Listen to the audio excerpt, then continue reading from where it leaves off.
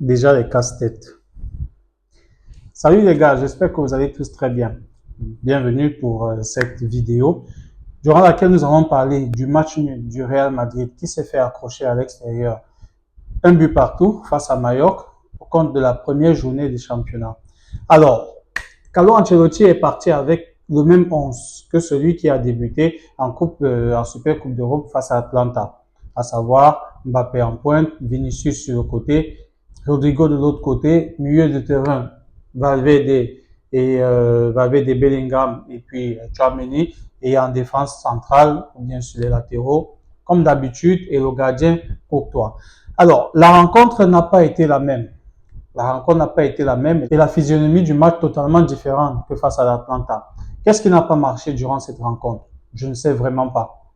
Je ne sais vraiment pas. Est-ce que les gars sont relâchés? Est-ce qu'ils pensaient que c'était déjà ça après la rencontre face à l'Atlanta, que c'était déjà un acquis? Je ne sais pas trop. Mais toujours est-il que pour Carlo Ancelotti, les problèmes commencent. Casse-tête commence et je pense que ce n'est que le début d'une très très longue série en fait de maux de tête pour Carlo Ancelotti. Comment est-ce qu'il va trouver la bonne animation pour cette équipe après le départ de Toni Kroos?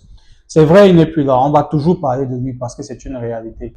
C'est quand même quelqu'un qui a fait plusieurs années et avec son style de jeu au milieu de terrain, ça a apporté une certaine stabilité, une certaine maîtrise et contrôle dans la gestion du jeu et avec le ballon. Donc là, maintenant, on a un gros problème au milieu de terrain, par exemple, et aussi en termes de transition avec les joueurs offensifs. Mais première chose marquante, la défense aujourd'hui a été très très fébrile. Je ne sais pas ce qui s'est passé aujourd'hui en fait. Je ne sais pas. Même Rudiger, qui a l'habitude d'être solide, on a vu Rudiger, il a perdu plusieurs balles en termes de relance au pied. Les relances arrière en premier mi-temps, elles étaient correctes. Mais après, à un certain moment, en fait, les passes qu'il veut faire en fait en termes de relance, elles sont interceptées. À plus de 2 reprises, elles ont été interceptées. Il s'est fait prendre des vitesses et puis Militao, pareil. C'est difficile en fait. Je ne sais pas trop ce qui s'est passé aujourd'hui. Je ne sais pas trop comment l'expliquer. Il va falloir que Carlo Ancelotti remette les cartes sur table très vite afin que lors de la prochaine rencontre, les choses puissent repartir de l'avant. Donc, sur les côtés, Carvajal et puis Mendy, celui de Mendy, voilà encore un autre Tomba. Lui, pas carrément prendre un carton rouge en fin du match. Moi, je lui dis c'est bête. C'est bête cette faute.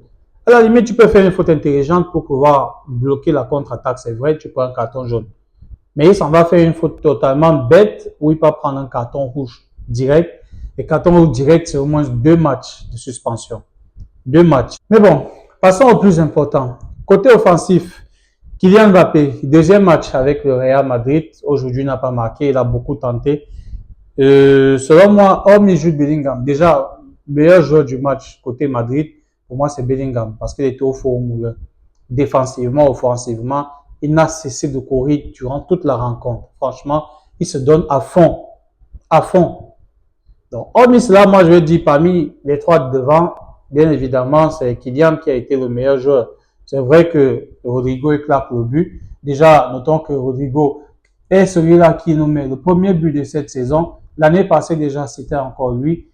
Bon, on espère vraiment qu'il va pouvoir continuer à être titulaire parce que franchement, si Ancelotti revoit les cartes en fait en termes de système de jeu pour ajouter un pion au milieu de terrain par exemple, il est clair que sur les trois de devant, c'est Rodrigo qui est celui qui est potentiellement remplaçable ou bien celui qu'on doit envoyer au banc de touche le plus rapidement possible.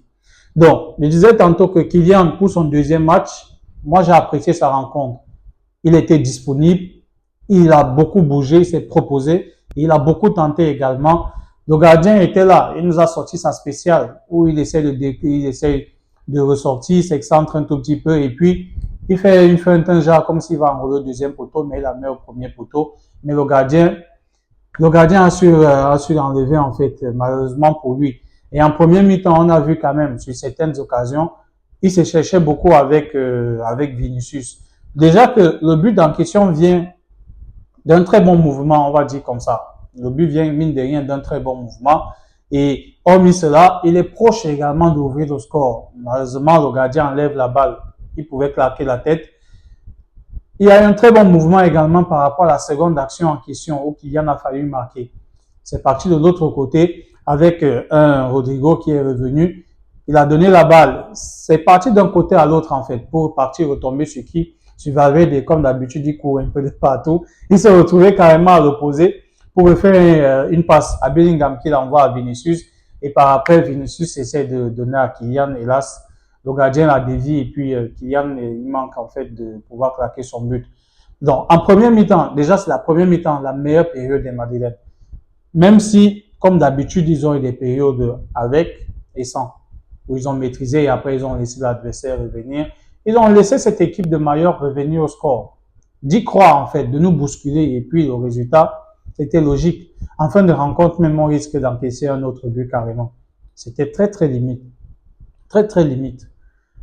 Ancelotti, il a fait des choix forts, je vais dire comme cela, à travers ses remplacements, parce que il fait sortir Vinicius et puis Bellingham. Bon, Bellingham, on sait, il a beaucoup charbonné au milieu de terrain quand même. Bon, selon moi, c'est logique. Mais il fait sortir Vinicius et puis il laisse Mbappé. Autre problème de notre équipe, également à travers la rencontre en question, l'avant-centre. Ce problème va grandement se poser cette année. L'avant-centre. Ce sera hyper compliqué parce que Kylian n'a pas un profil d'avant-centre type. Lors de la rencontre en question, à travers certaines offensives, on se rendait compte que les trois en question se trouvaient carrément du côté gauche. Vinicius, Mbappé et puis Rodrigo, les gars sont carrément du côté gauche. Il n'y a personne en pointe et il n'y a personne du côté droit. Carrément. Il faudrait que Ancelotti revoie ça en fait. Que les gars de devant puissent être disciplinés. Si quelqu'un est du côté gauche, que l'autre soit ici et l'autre, bon, c'est vrai, ils sont tous en mouvement, mais qu'ils ne se trouvent pas tous du même côté, en fait, comme ce fut le cas. Déjà, moi, j'avais remarqué cela face à Atlanta.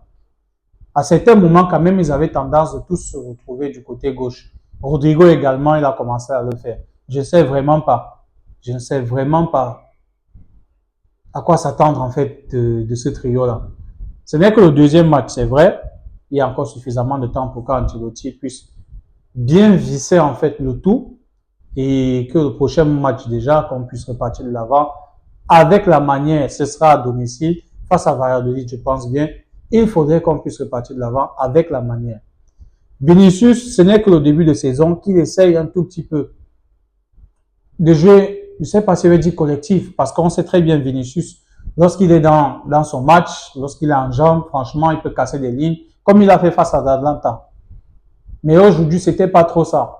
C'est vrai, maintenant, il y avait les supporters adverses qui ne faisaient que le huer et tout à chaque fois qu'il touchait la balle. Je me dis peut-être que ça joue sur lui dans sa rencontre, en fait.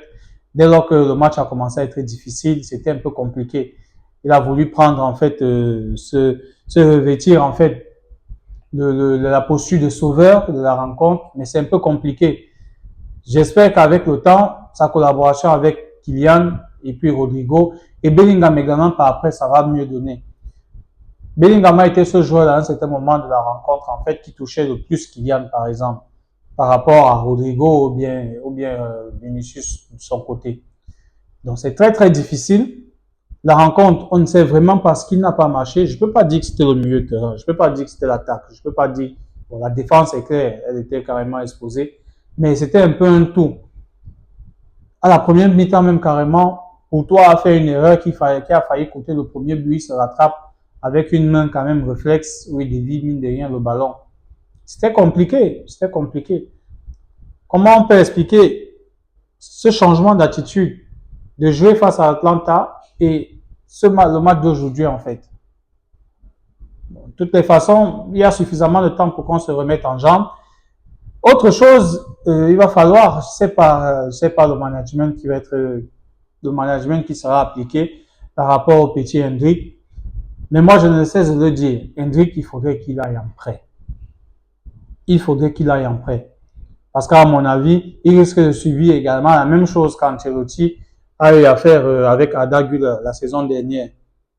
À savoir, Arda Güler ne jouait presque pas. Et pareil même aussi avec Brahim, il ne jouait presque pas du tout. Donc même les mégots comme aujourd'hui, là, il n'en avait même pas la saison dernière. Arda Güler, on compte le nombre de matchs qu'il a eu à jouer. C'est en fin de saison, parce qu'il a travaillé dur, il a prouvé qu'il méritait en fait un peu de temps de jeu. C'est en fin de saison qu'il a commencé à avoir quand même un peu de temps dans la rotation, vu qu'on prépare aussi la finale de la Ligue des Champions. Donc cette année, Hendrick, ce sera compliqué. Mbappé ne va pas sortir facilement.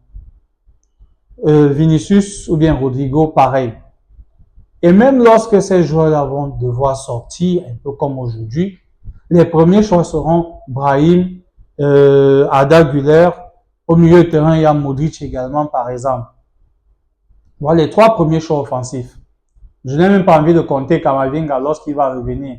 Ou bien les cadors comme les Ceballos, ou bien les Lucas Vazquez qui sont entrés aujourd'hui. À quel moment est-ce que Hendrik va entrer? À quel moment il aura du temps de jeu? En Coupe d'Espagne, je pense l'année passée, la Coupe d'Espagne, elle n'a pas gagné. Donc forcément, cette année, ça va faire partie des objectifs. Donc à mon avis, il faudrait que Hendrik parte en prêt pour qu'il ait du temps de jeu, préférence dans un autre championnat où il sera titulaire, gagner en maturité un championnat européen et revenir par après, en fait, pour pouvoir, pourquoi pas concurrencer, je ne sais pas, monsieur, bon, je vais dire Mbappé parce que c'est Mbappé officiellement pour le moment qui occupe le poste d'avant-centre type. Donc, de toutes les façons, la rencontre d'aujourd'hui, il va falloir que Ancelotti, franchement, puisse faire les bons choix, trouver la bonne animation. Aujourd'hui, Bellingham, il a beaucoup couru, il a beaucoup défendu comme on connaît. Depuis le premier match déjà face à Atlanta, on a vu, il a un rôle un peu plus reculé, il est reculé sur le terrain. À mon avis, je pense que moi, ça convient beaucoup à Bellingham, mine de rien, parce qu'il aime partir de l'arrière, descendre pour toucher la balle un peu plus bas, sortir le ballon, et aussi appuyer les avant-centres, les joueurs offensifs. Ça, il a la possibilité. Je pense qu'il a le physique, la cage thoracique pour pouvoir le faire. Mais maintenant, derrière, il faudrait que ça assure. Tchouaméni est sorti très tôt en seconde période aujourd'hui parce que, mine de rien, on n'avait pas grandement besoin de lui aujourd'hui, en fait. Parce que c'est pas comme si on avait besoin d'un 6 pour presser. Non. Le problème était ailleurs. On avait besoin d'une maîtrise à travers Modric. Malheureusement, Modric est entré, il n'a pas apporté cette maîtrise. C'est clair qu'il fallait un profil comme Toni Kroos. Malheureusement, il n'est plus là et personne ne peut jouer comme lui. Personne. Personne. Donc, comment est-ce qu'Ancelotti va animer son équipe? Quel sera le bon dispositif? Point d'interrogation. Ce n'est que le deuxième match. Le premier match nous a grandement trompés. On pensait que tout était déjà fait. Mais voilà, on a déjà 2 points de retard sur les leaders.